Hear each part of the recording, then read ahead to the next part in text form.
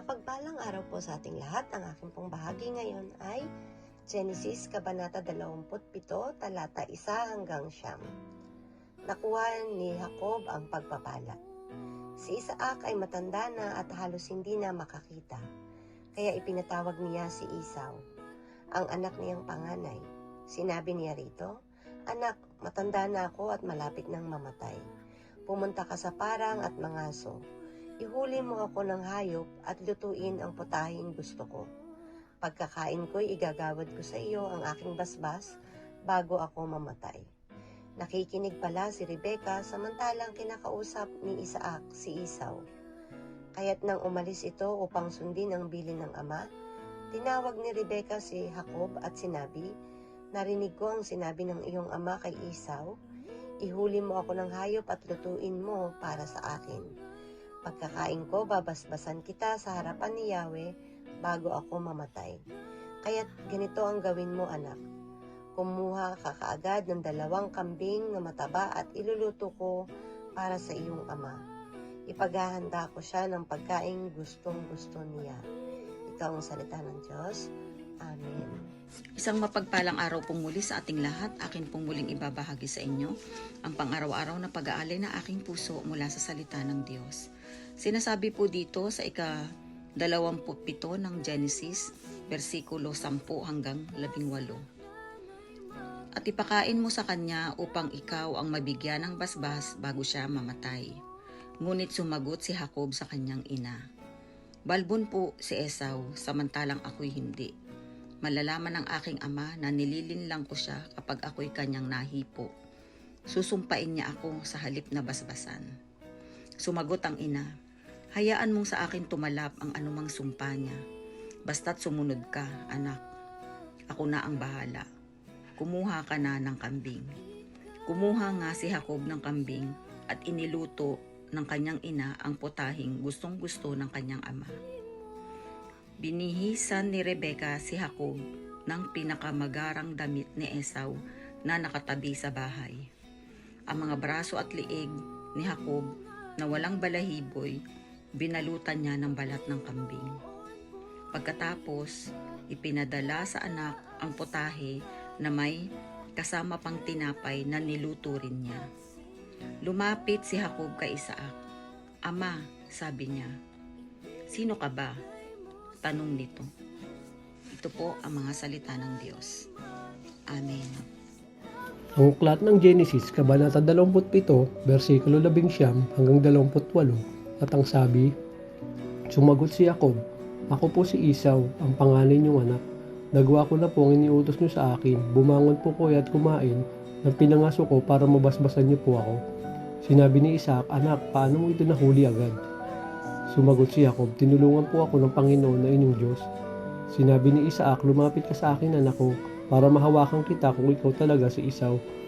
Kaya lumapit si Jacob at hinawakan siya ng kanyang ama at sinabi, "Ang boses mo ay parang kay Jacob, pero ang braso mo ay parang kay Esau." Hindi nakilala ni Isaac si Jacob dahil ang braso niya ay balbon din, katulad ng kay Esau bago niya basbasan si Jacob.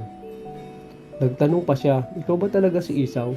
Sumagot si Jacob, "Opo, ako nga po." Sinabi ni Isaac, "Sige nga, dalhin mo rito ang niluto mo mula sa pinangaso mo, at pagtapos kong kumain ay babasbasan kita." At binigyan siya ni Jacob na makakain at maiinom, at kumain siya at uminom. Pagkatapos, sinabi ni Isaac sa kanya, "Lumapit ka sa akin, anak, at hagkan mo ako." Lumapit si Jacob sa kanya at hinagkan ng kanyang ama. Nang maamoy ni Isaac ang damit nito, binasbasan niya agad si Jacob na nagsasabi, "Ang amoy ng aking anak ay katulad ng amoy ng bukid na binasbasan ng Panginoon. Naway bigyan ka ng Diyos nung lupaing masagana ang ani na palagi ang may dahamog na biyaya niya para maging sagana ang pagkain at katas ng inumin mo." Ito ang salita ng Diyos. Amen.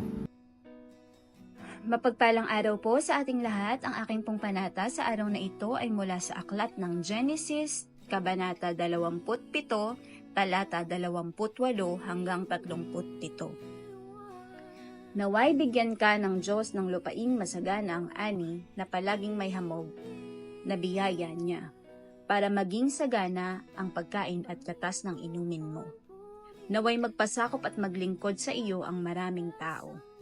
Naway maghari ka sa mga kamag-anak mo at magpasakop sila sa iyo. Naway ang sumusumpa sa iyo ay susumpain din, at ang magpapala sa iyo ay pagpapalain din. Nagmakaawa si Esau na basbasan din siya. Pagkatapos basbasan ni Isaac si Jacob, lumakad agad si Jacob. Kaalis lang niya ay dumating naman agad si Esau mula sa pangangaso. Nagluto rin siya ng masarap na pagkain at dinala niya sa kanyang ama. Sinabi niya, "Ama, bumangon po kayo at kumain ng pinangaso ko para mabasbasan po ninyo ako." Nagtanong si Isaac sa kanya, "Sino ka?" Sumagot siya, "Ako po si Esau, ang panganay niyong anak." Nang marinig ito ni Isaac, nanginig siya at sinabi, "Sino kaya ang unang nangaso at nagdala rito sa akin ng pagkain? Katatapos ko lang kainin iyon nang dumating ka.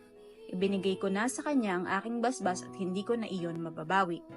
Pagkarinig ni Esau, umiyak siya ng labis. Sinabi niya, "Ama, basbasan niyo rin po ako." Pero sumagot si Isaac, "Niloko ako ng nakababatang kapatid mo at nakuha na niya ang basbas ko na para sana sa iyo." Sinabi ni Esau, "Pangalawang beses na ito na niloko niya ako, kaya pala Jacob ang pangalan niya.